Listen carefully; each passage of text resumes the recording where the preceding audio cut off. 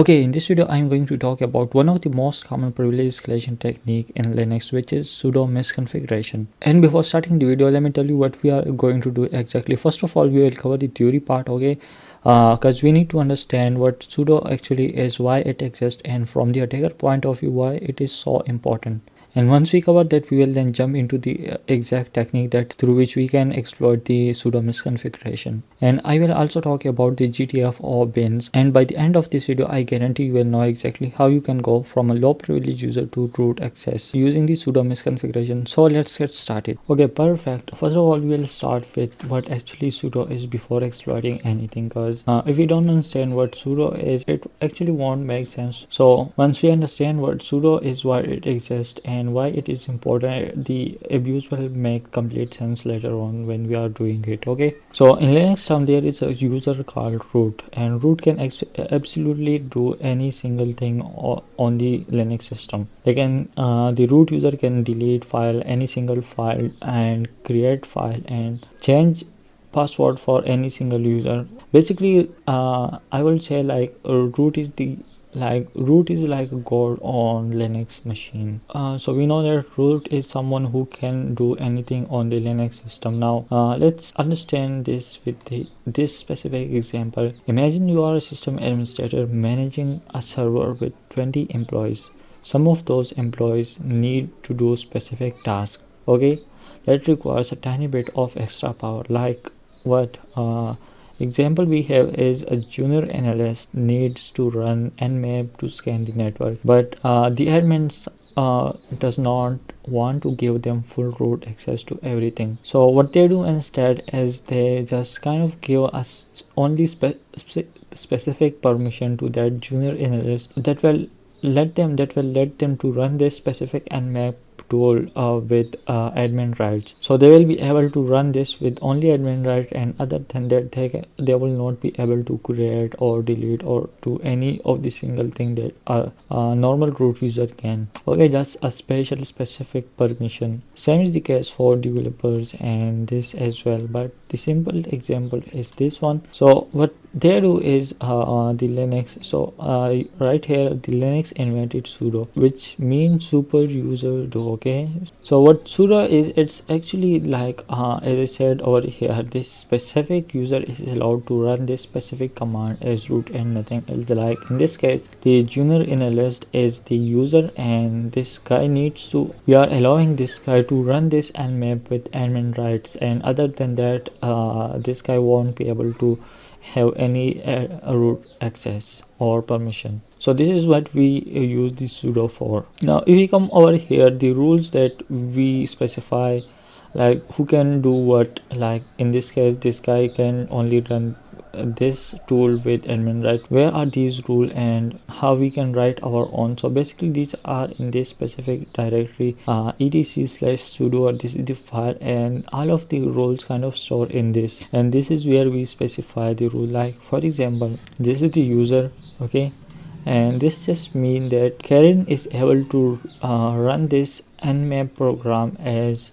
root. I'll just mean this also include the root as well, root user as well. So now Karen, when we write this in sudo file, this just mean Karen is able to run this nmap tool as admin, and we provide this full path, full binary, so that a sudo actually look into the actual one, not fake one. Like we can also make our own fake nmap tool nmap somewhere else, but they specify the full binary of the tool or the command that we want to give access to somebody. Okay, I hope that makes sense. Now let's understand why the sudo is very useful for us as a attacker or for a hacker that do the bad stuff. So the main purpose, as I said above here, that if you want to give somebody a specific permission to do and to do it with the admin right, you will do it with the sudo. Like in this case, here is the thing: when an admin gives a user sudo access to a program, like above we talk about the nmap, they are thinking about what that program is supposed to do. Like this will scan the network. So the admin is thinking that this Karen is only gonna do this, use this nmap to scan the network. They think nmap just scan network, and that is also true, you know, but what they are not thinking is sometimes they just forget and don't even know whether that program has some hidden features or not that can give us some kind of shell. And right here you see a lot of programs have exactly those features that give us some kind of shell. So like for example, let's assume there is a machine, or this let's assume this is Linux machine, and the current is currently logged into this machine, and this guy is a low privilege guy. But the main thing is this guy has permission that he can run the nmap tool as sudo, meaning he can run the nmap tool as root. Okay, and we somehow got the initial access, we somehow got the access to this machine using some method. Okay, now what we will do is as a hacker, okay, what we will do as a hacker is that we will try to look for the programs that run as root and can some kind of give shell to us. Basically we want to go from a low privilege guy, since this guy has low privilege, and what we wanted is we want to go to root. So we will look for program that run as sudo or root, and that also have some kind of feature, special feature that can give us the shell to us. I will exactly tell you in a moment that what exactly that special feature is that give us the shell. Okay, so this is the main thing. This is one of the most real world privilege escalation path, because as I said, admin do it with good intention, give the user some kind of access, let them do or run some tool with root, but actually they don't know, they might not know, or they just think that, I mean, their intentions is good, but some, as I said, some program have those special feature that give us shell, which is like very bad. So this is like kind of paradox. The admin wants to give the user some kind of special permission, but that special permission can also be abused. So that's the main thing, and that is what we will be looking for throughout this video. Okay, now we can just move to the next step, which is this is the actual command we will be using to find out all of the program commands that we can run as root. Okay, so this -l just means the list. What it does is it lists all of the commands, the tools that you can run as a root. So I'm just gonna copy this, and this is our machine, and let me clear this and type the sudo -l. Okay, and let me tell you what this is. This is the dry hack machine, and I am using one of their machine. This is the vulnerable machine, specifically to the sudo misconfiguration. So we will be getting the root access on this machine, and then we will need to find a flag. Okay, let's just see what we gonna get after running this. Okay, so we got this, and I know this might be very strange to you, including me, but don't worry, I'm just gonna explain this to you, what these are and what this is, and the path as well. Okay, so I already made a notes on that. And one more thing is that when you run the sudo -l, it will kind of ask a password. So this will not be the password of root, but instead it will be your own password. Okay, and once you enter the password, you will then see I have already entered that, so that's why I got it directly. Let's understand the output that we got. This is exactly the same, this and this. Okay, this one thing is extra, this is not included in this output, but this is very important to understand. Okay, so first of all, we got this env _ reset. So let's see what this is. When you run sudo linux clear all the environment variable before running the command. Okay, these just mean that these are the environment variable. Okay, and when you use the sudo command with anything, it just when you see this, it will remove the all of the variables, environment variable. Yep, environment variable are settings program read to know how to behave. Like for example, I have LLM IP like ChatGPT or Cloud API, and I stored in one of the environment variable, and then in another program, I instead of writing my actual API, I use the environment variable, the variable name. It will auto grab the API key from here. like assume this is the API, okay, instead of shell this is the API and this is the actual API. So in another program when I run that, I mean I will have already defined in that program that this is the variable name in the program, that take that from variable IO store the API key in that variable, so it will come here and get the API from here. Okay, so that's how this works and what it means. Clearing them is a security measure. Okay, it stops you from sneaking things into the privilege process to the through the environment. Now I don't know what this means, but in simple term what I understand so far is that when you see this, it's just remove the environment variable. When you use the sudo command with any other command or tool, it clears the environment variable so that you don't do any bad stuff. And this mail bad pass mean when you if you type the wrong sudo password, Linux emails the admin, not important for. Okay, so it's like notification that somebody has entered the incorrect password using this sudo command. So that's it, and it's not very important to us. Now this thing right here, the path you see right here, let's just talk about this because we have the same thing in this machine as well. Let it load. Wait, let me do this and sudo -l. Yep, this is the path, and what this path is, this sets a fixed path. Okay, for the sudo command. Path is the list of folder Linux searches when you type a command name. By fixing it, the admin prevents you from creating a fake bash or ls in your own folder and tricking sudo into running your version instead of the real system one. Okay, what this means is let's say I have this sudo command. Okay, and in the sudo file what we have already defined is that when you use the sudo you need to actually look for the commands that we are using. Like for example, I type the sudo and then let's say what do we go with the example like ls. Yep, ls. So this is the ls command, and in the sudo file we have already defined that when we type the command, you need to look actually for the specific path.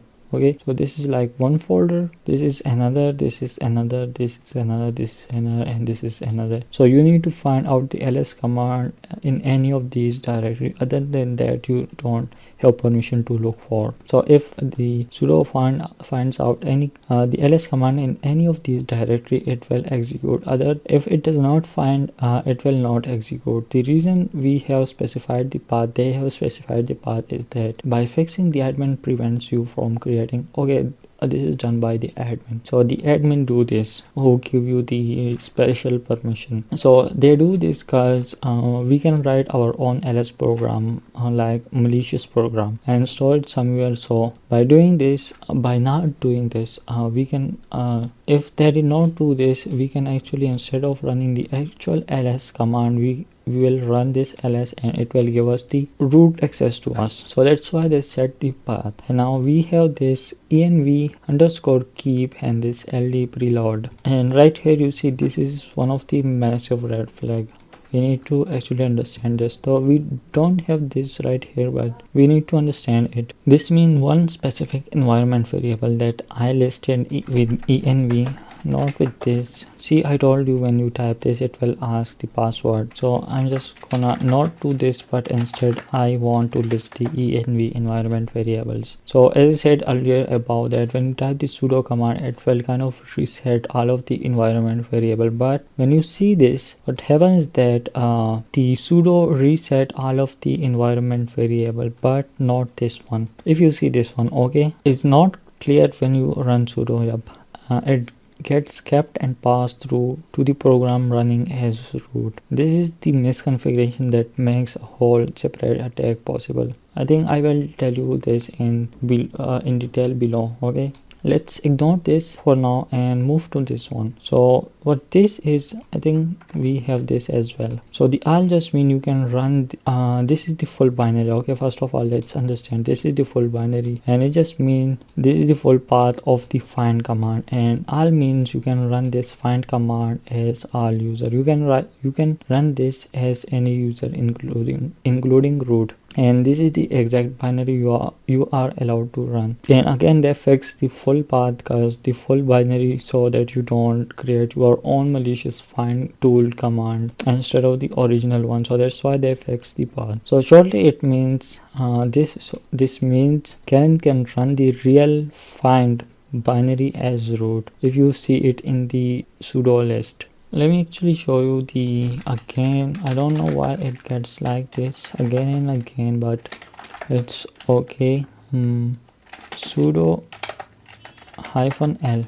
So this is the exact binary, and this all mean this find binary can be executed as all user including the root. Now the admin who was setting this find binary, or specifically the find binary, was probably thinking that find just searches for file. How dangerous can that be? Or maybe he does not know, or I don't know, for any other reason, but in fact this find binary, this find command is very dangerous. The reason it's dangerous because the find command or the tool, it has a special or specific feature that can execute other programs. If the find command run as root and it executes something, does not matter anything, that something will also be executed or run as root, since the find is run also as root. So that's the entire exploit of the find binary, and the admin was probably thinking that this find is only searches for the files. Okay, we will do this practically, but before that let me tell you shortly what this GTFOBin is, the website of this, and it stands for get the dash out binaries. It's a website built by a security researcher that lists every common programs and show you exactly how it can be abused, unlike the read file, write file, spawn shell, and many more. Okay, let me tell you about this shortly, because this video is not focused on this, but it will make sense what this is. So when we type the sudo -l like this, and we got these find binary, the list, and the nano. Okay, so we got these three program, and what we will do next is we will actually go to this website. Let me actually go to this website, and we have the search filter. Now I have the find, nano, and the list binary, you see right here. So I type the find in the filter in the search bar, and we have the three functions: the shell, file write, file read. It exactly tell us how each tool can be exploited. Like we can get the a shell using the find tool. Also we can do I don't know what these two are, but we can, if I click on this, it will exactly tell me how I can get a shell, a root shell, if we have the sudo permission. So right here, as I said, I have the root. I can run the file as sudo, so it give me this command. What this command does is, this function is performed by privileged user. If you execute via sudo, because the acquired privilege are not dropped, so shortly it will give me a shell that will have the root access. So that's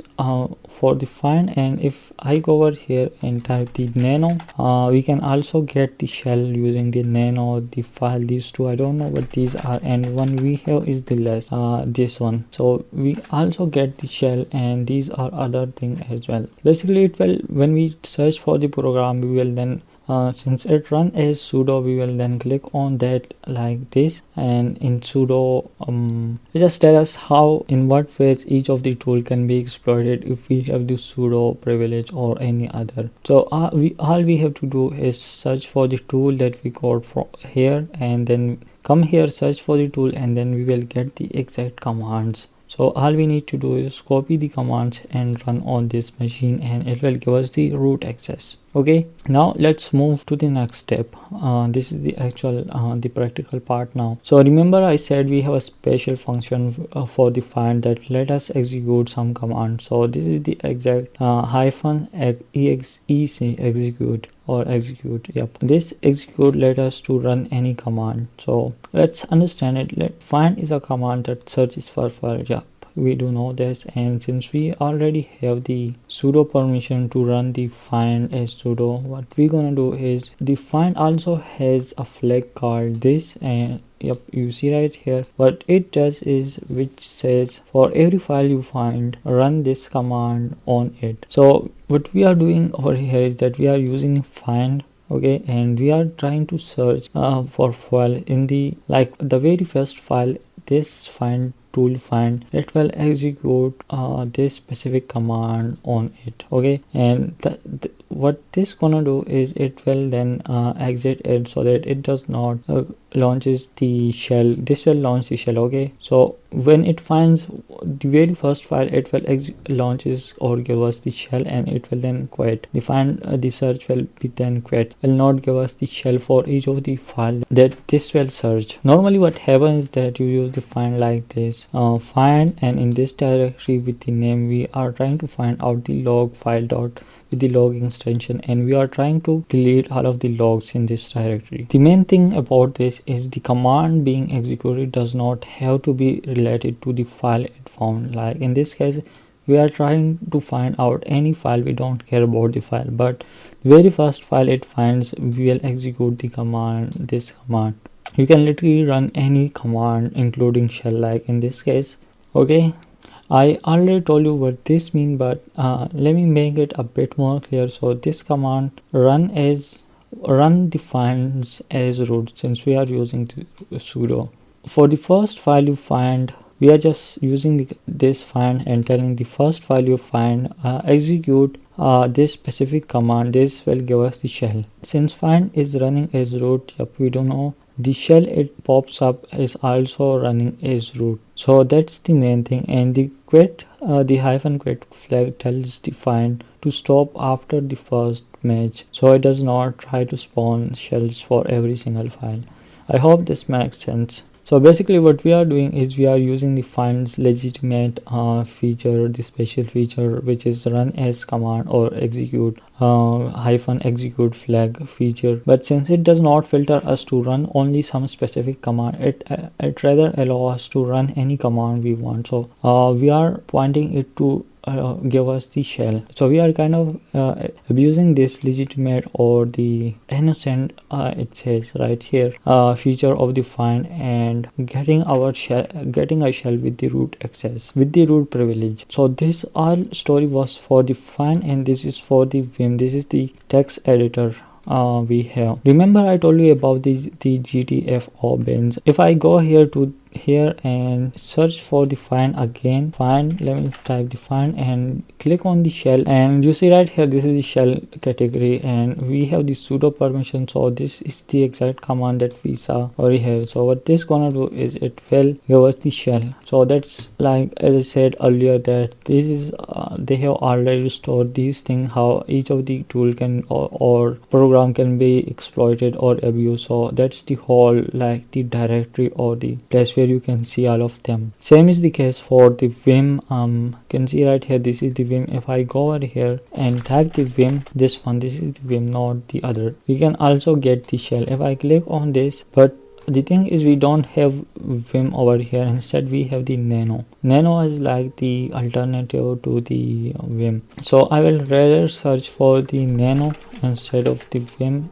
Let me click on the shell, and yep, this is the category. And if I click here, this is how like we exploit the nano and get the reverse shell. Okay, I just scroll a little bit and found that we have nano but not the Vim, so I'm just gonna skip the Vim one because we don't have the Vim, but this is very similar to the nano one, and we'll do the practical of these all of these. So first of all, let's start with the find, and I'm gonna copy this exact command, and I explained already this. So what I'm gonna do is, if I type the id command, you can see we are a normal user, not a root user, okay. And if I copy this command and paste it here and press enter, what it gonna do is it will run as root. The find will run as root. It will try to find out the first file, and for the first file it will execute this command, which will give us the shell, and then it will quit. Let's see if we can get the root access or no. I think we got the id. Yup, we got the root access. So that's how simple that is like abusing the legitimate tools or commands. So if I type the bash shell, getting the bash shell, and I type the id, we can do all of the stuff we want. Now that was for the find. This is how we exploit the find or abuse the find. We have the other as well, like let's skip this, and we have for the less. What less is a program for reading files. I think the simple example right now I have in mind is like PDF opener, where like we have a PDF and we install something that opens the PDF in it, or like the HTML file, and we can just simply read the PDF. So less is a program for reading file. It shows them one page at a time, okay, like a book reader. But when you are inside less, like the interface of the less, you can run shell commands by typing the exclamation mark followed by the command. So what we're gonna do is we're gonna try the less on this one. Let me copy this and paste it over here. Yep, you see right here, I think you can see I typed the less command that I copied from here, and we got this. And now if I use the wait, let me just move my camera to a bit up or here. Yep, it is better now. So I will just use the exclamation mark now. Wait, I cannot see it myself. Yep, now we got this. And what we're gonna do next is by using this will allow us to execute command. We will run this, and this will give us the root shell. Let me press enter, and if I type the id command, we are a root user again. So this is how we abuse the less command or tool. Okay, so this is the full structure how you do exploit the less. First of all, we use the less command tool on any file. What we do next is once we are inside the less, we then type this exclamation mark and then whatever command we want. Like for example, we want to get the root shell, so we type this and we got the root shell. Let's do it for the nano now, since we already have this in the sudo list. Let me clear this first of all and type the sudo nano, and now we are inside in the nano. And what command we need to run to get the shell? Actually now we need to run this command to get the reverse shell. I'm just gonna explain it not like this, so let's understand it first instead. Once we are inside the nano, we will then press the Control R. This will read the file command in nano, and what we're gonna do next is we will then press the Control X and type this. So Control R and then Control X and then the actual command, and then press enter, and it will give us the root shell. Okay, what reset is reset the terminal display so it looks clean. Okay, it will kind of, I think, reset the display. And then sh mean the opens the shell, and this mean this is input output redirection. One is standard output, second is error, 0 is standard input. This makes sure the shell's output goes to your terminal. You can actually see what you type and read the responses. I really don't know what this means, but yeah, I got this. This will reset the terminal history and this will give us the shell, and I don't know about this. So let me copy this and window Control R and then Control X, Control R and then Control X, and then let's paste this and press enter. It says executing. Okay, we got the shell bash clear. Okay, we got the shell using the nano, the root shell. Perfect. id command, we are root user. And now we have some other files as well, like Python and so many more, like nmap. Since I don't have the Python, the nmap and the rest of the tools in my sudo list, so what I will do instead is I will just explain just theoretically, and because I can't do the practical of this, these are not included in that. So if you see the Python or Python 3 in the sudo list, you will just run this. Let me actually search over here.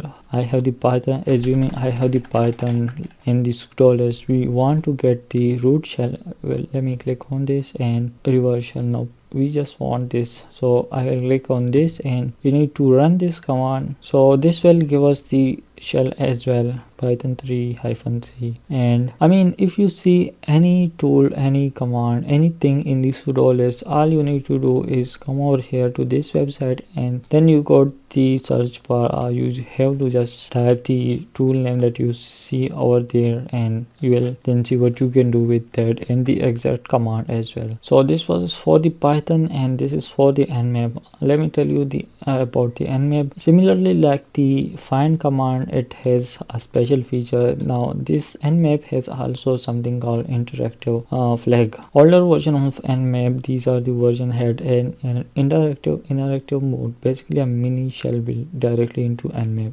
Once inside it, you can run any system command with the exclamation mark. So this is where, if you see the nmap in the sudo list, you will do this and use this flag or whatever that is, interactive mode. You will then see something like this, the nmap and this, and what you're gonna do is just type the exclamation mark and the sh. This will give the root shell since it run as root, if it run as root. And this was for the older version. Now for the newer version, what happens is that you just type you store this specific command in this tmp/shell.nsc file. In the second command, you run the nmap with the sudo and telling it to use the specific script, specifying this malicious script. And once this nmap read this script, it executes this and it give you the root shell. Let me actually type the nmap over here and click on this, and let's click on this. Okay, it just shows for the older version. Let me click on this. I don't know if there is for the newer version or no, but this is how you do it. And then we have the apt-get. So similarly, you can go to this GTFOBins and search for the apt-get like this, and you will then see what you can do with that.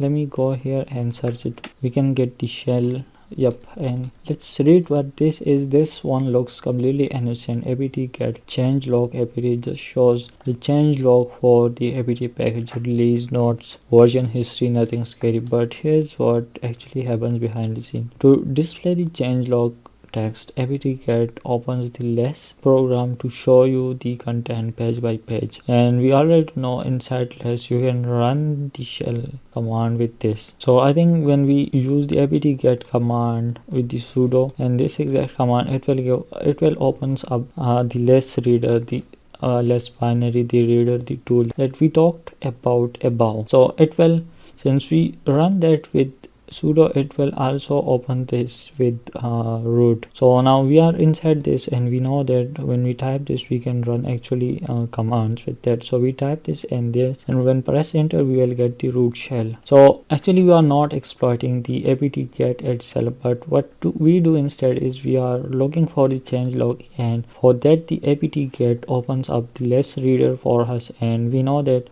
we have run the apt-get with the sudo and it opens the less reader with the sudo rights, with the root rights. And we already know that above. We also did the practical of this. When we type this, we will get the root shell. Actually we are not exploiting this itself, but the less reader which open ups as root and where we can run commands.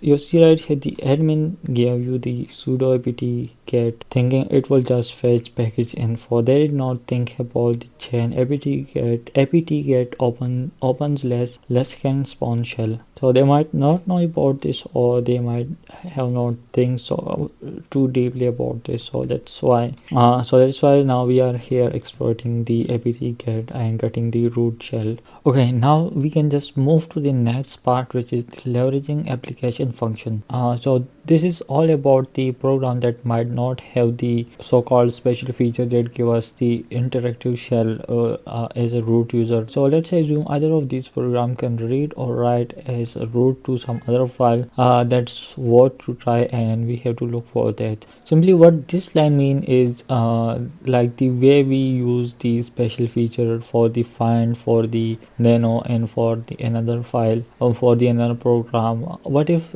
some program does not not have this, what we gonna do? So if it can read or write as root to other, we gonna make sure to check that out. Okay, let's take the example of the Apache 2. Apache has the -f flag that loads an interactive config file. Normally this is used by the admin to test a new config before switching to it. So I don't know what this is. We have another guide on that, small guide, which let's understand. The Apache is a web server. Yep. So the real thing is that Apache needs to know what port to listen on.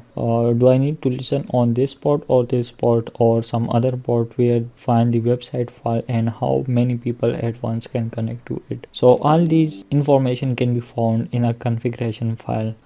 Basically Apache cannot know these things itself, and someone has to tell these information. That's what we store in the configuration file, right? So a real Apache config file looks like this. It has the port number, the actual path where to look for the web server file, and how many connections at once it can connect. Okay, so this is how it looks like. And what this -f flag does is, normally what happens is that when we start the Apache server, what it does is it usually and by default checks the config file from this place in this directory. Okay, the Apache does this by default always. But when we use the -f flag, what it does is it tells the Apache don't use the default config file, which is this, and use this file as file instead of this config file. So we type this -f and then we specify the configuration file, our configuration file path. So you need to keep this in mind, so you will understand it better.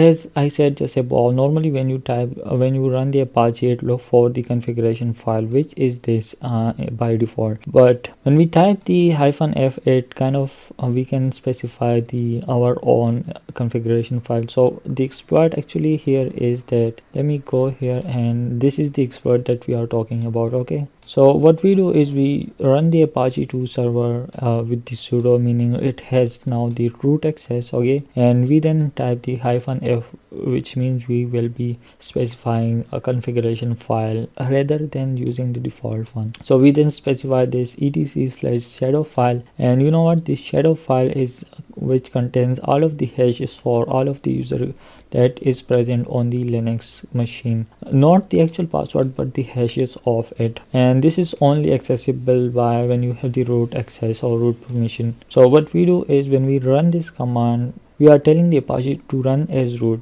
first of all, and then what we tell is read this file, because this is your configuration file, or treat it as your configuration file even though it is not. So what happens is that when, let me scroll a bit, so the Apache successfully opens the file because the Apache has the root access, and that shadow file contains stuff like these. You can see right here the username and then the password hashes of each of the user. Apache read the first line of the file, the shadow file, and it finds out this something like this, the username and the user hash password. And the thing is, the main point here is the Apache expect Apache syntax, which kind of look like this: the port on which port to listen, where is the web server file, how many user needs to be connected. But when the Apache go to the shadow file and reads that, the syntax is completely different. What it sees is instead it finds out something like this, but to Apache it looks something like gibberish. So the Apache actually thinks is this is supposed to be some command like this, but it looks like garbage. This look like garbage actually to the Apache, because it need this, it is seeing right now this. So Apache just prints the error. And since Apache is looking on the line 1, and on the line 1 we have the root and the root hash password, so it just give us in the error it just give us the root and its actual hash password. So we have now the root and its hash password. What we gonna do now is, I was thinking why cannot we use the hash of the root directly to login into root. When we want to change our user to root user or log in into root user, it needs this password as not the hash password but the actual password. So a normal password looks like this, and its hash version look like kind of gibberish. Okay, and let me scroll a bit, and when you log into Linux, you type the username and then the user password, not the hash. So assume we have the password abc or xyz. When we enter that password, what Linux does in the background is Linux take the type password that we type over here and then it hashes it. Once it hashes it, it then compare that hash with the hash that is present in the shadow file for the root user. If both matches, it then log in as root. If they don't match, like for example there is another hash in the shadow file and this one is something else, then we don't get the login. Now the question is, if we type the root user as login and then in password we use the hash password that we got from the Apache error, what it gonna do is Linux take this hash password and then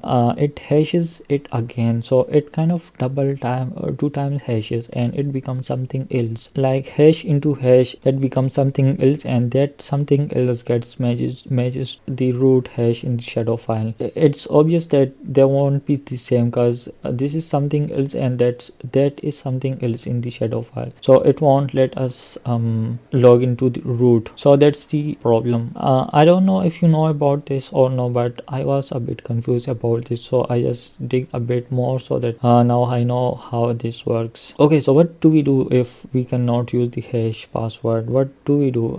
Okay, so now we have the hash password. What we gonna do is, there are some tools that let us do the find out the hash, like John the Ripper, and there are some other tool as well. Let me explain it with this. So this is the actual root password that we don't know for the root user, okay, but we got the hash password from the Apache error, right? So this is what we have. If I can color this with green, it will be great. Yep, I think we let it like this. So we have now this, and what we can do is we will use some of the tool, the John the Ripper tool, and there is one more, some other tool as well, but mainly we will use the John tool, the John the Ripper tool. So what we're gonna do is, using that tool, we have a txt file which is called rocku.txt. it has like 14 million password. We will be testing one by one passwords. By testing I mean, let's say we have let me go here, this password, okay, we have this password, so we will hash this password, and once we hash this password, we will get something like this, and then we will also check this one, we will hash this password, we will convert this into hash, and we will get something else. This will be different, this will be different because the password are different, and then we will be checking again and again until we find, we will be making the hash of each of the password, and each of the hash that we make will be check or compare with the actual hash that we got from here. Like right here it says we then match each of the hash password that we got from here with the hash password that we got from the Apache error. So let's assume we this is the password, okay, assume this is the password, the actual password of the root. So we converted this into hash, and we compared that hash with this hash, and since both are the same, so we found out that this is the actual password of the root user. So that's how this works. Now I'm gonna go back to my original notes, which was this. So you understand this is the we specify the another config file, and these are the stuff, this is the hashcat and the John tool that I was talking about, and see we are using the rocku.txt and trying to figure out the hash of the password. Okay, now we can move to the next part, which is the ld preload. Remember I told you earlier that we typed the sudo -l command and we got this preload thing, and I told you we will talk about this later. This is the thing that I told you earlier, and now we will talking about this in detail. So actually we did not get the ld preload thing in our machine, but let's understand it theoretically how this works and why it is very important to understand. So to understand this attack properly, you need to understand a tiny bit about how program actually works. So meaning we need to have a little bit understanding about how actually the program works. So when you run any program on Linux, it could be ls, find, Apache 2, anything, that could be anything, does not matter, but that program does not contain contain all the code it needs inside it. Instead, it borrows code from the shell library. So it's like all of the function that the program itself needed are not present inside the program itself, but instead they are shared library actually, that we have already pre-written some function, and that program, when that program needed some specific function, it kind of get the function from the shell library. So for example, almost every program needs to print text to the screen, like on the screen. For example, instead of writing the text, print the text to the screen code in every single program, we just write it in the shell library, and which we call the libc. And whenever a program needs to print the text on the screen, it just calls this library and uses the function which is defined inside this. This is very similar to the Windows and Mac OS as well. Like there is in Windows specifically, I know about, we call it DLL, dynamic link libraries, and this is similar concept over there as well. And I believe the same will apply to the Mac operating system as well. Now the ld underscore preload that we got from the sudo -l is a Linux feature that says before loading any of the normal library for this program, load this library first. It was designed for legitimate purposes like debugging and testing, but it has a critical property for us. If our library has a function with the same name as one in a standard library, our version run instead of the real one, and that is the special and there is a special function called this. So I have made this diagram, and what this is the part when you don't see the ld preload thing when you type the sudo -l. This is like that, and when you see the preload ld preload thing when after typing the sudo -l. So let me first explain what this means. So as I said, this is our program, could be ls fine or any other program. When we try to run any of these program, this is the same example of the print. Let's say this find program needs to print some text on the screen, but it does not have itself the code or the function, so instead it uses the shared library. So the find program then goes to this specific library and uses the text on the screen function, and this is how it shows us. Now with the ld preload thing, what happens that when we try to run our program before, let's take the example of the same find program that it needs the print text on the screen function. So we know that this find program need this function, and this function will be we can only get this from this specific library. Okay, so now the thing is, when we try to run this program, before anything, this ld preload, this library will first of all loads with this program, and once this library gets loaded, it will then go to this library to get the print on text screen and stuff. Now we need to understand this, so you get a little bit idea about what this is. When we run the program, it does the first thing it loads.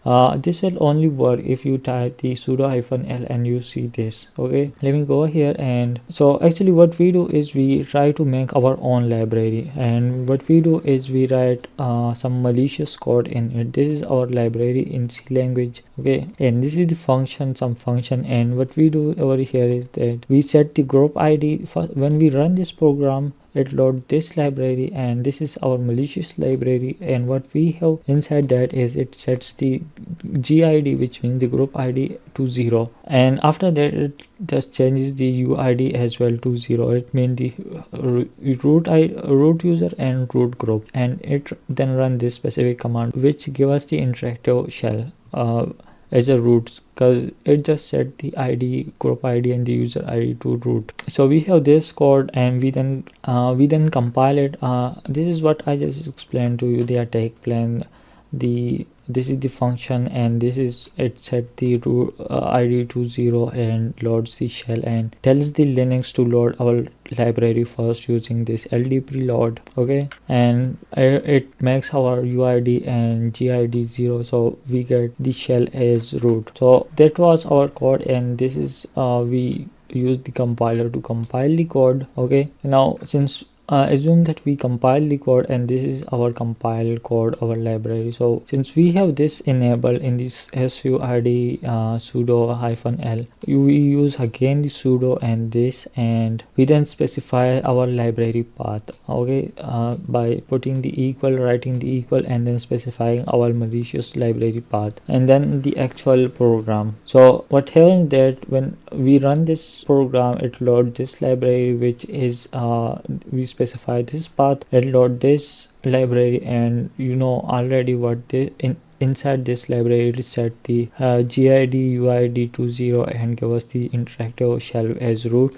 Same is the case for this less and nano program as well. So it does not matter which program you pick from your sudo list. The moment you sudo runs that program, Linux sees ld preload. Okay, so the program needs to be in the program that we try to run our malicious DLL needs to be in the sudo list. So that's the main point. So it loads our malicious library and the function executed, and it just makes the id 0 and give us the root shell. So I hope this makes sense. I will have done this practically, but I don't have the ld preload thing in my this machine, so I cannot actually do, but I have explained it to you very well, and I hope this makes sense. Now if I go a bit more down, we have I think the last part of this whole video, which is the app armor. So in very simple term, it's like the when you run a malware on Windows, the window defender detects it. It is a bit same, not exactly the same, but yeah, sometimes you do everything right, the sudo permissions there, the GTFOBins technique is correct, but you still get permission denied error. The likely reason is the app armor. So it's like a kind of predefined rule for a specific program. When those rules are applied to a specific program, even though if it's in the sudo list, it still won't work. So this is like how you detect the if the program or the thing is blocked by the app armor or no. I'm not going in very detail in this, but if you get this, you can try a different program. App armor only restrict programs that have a specific profile written for them. So that's what I told you, like kind of a specific rule for a specific program, and most standard program don't have the app armor profile, right? So I hope this makes sense. This was like took me a whole day to make this video, though I learned a lot, and hopefully you understand all this as well. Now if I go over here and let me scroll, so we have to fill up these questions as well. How many program can the user can run on the target? It was 3. The nano, the less, and one more I just forget. And what is the content of the flag2.txt file? I will look for that. How will you use nmap to spawn a root shell if your user had sudo rights on nmap? So it will be sudo, first of all, sudo nmap, and then double hyphen and interactive. Remember I told you it has the interactive mode. Another one was the flag2.txt, which is the I use this find and in the root directory with the name this, and use this to not get the error, and it's in this place. So either I'm gonna move to this, let me just move to, or I can just use the cat command. Let me do like copy and type the cat, and we got this, which is thm-40 2028 and 394. Bro, what? 2028 394. Is it like this? Let me try. Perfect. And another one is this, since we already have the admin or the root access, so I will just look into the shadow file and for the frank user and get the hash of the frank password. So I'm gonna just type the cat and the etc and the shadow, and then use the grep command like this, the pipe and then grep, and then in quotes the frank. So we got this, and this is the frank hash. I think this whole thing is the hash. I don't know. Let's see if I can copy this. Yep. Perfect, we have copied this and I think we are done with this. Alright guys, that's everything for sudo misconfiguration.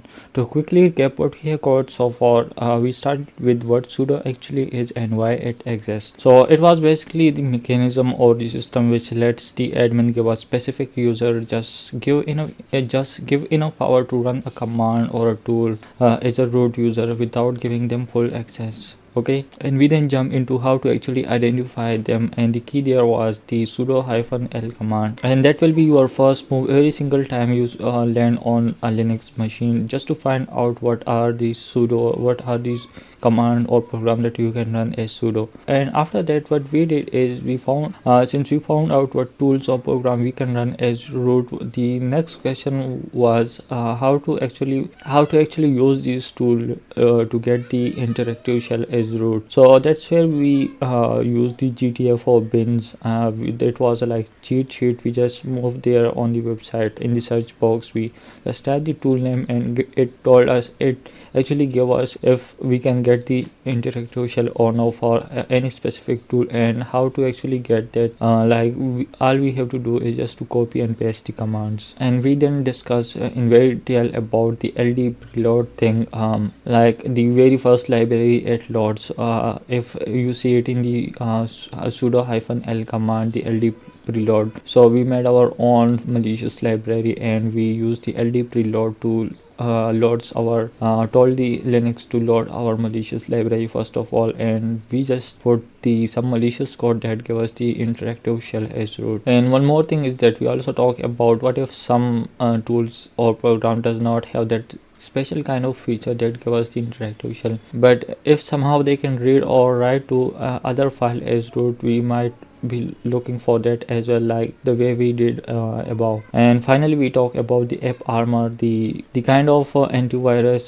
It's not actually antivirus, but I will say that that actually give us the access denied thing when we are trying to get the interactive shell on a certain program if they have like rules for that specific program. And the one thing I wanted to talk about is that from all this video, what you need to learn is that the moment you get a low privilege shell on a Linux machine, does not matter any Linux machine, your first command should be the sudo -l, because that single command, if the admin like made some kind of mistake, can give you root access in seconds. And if you have any kind of question, let me know in the comments. I will make sure to answer them, and I will see you in the next video. See you soon.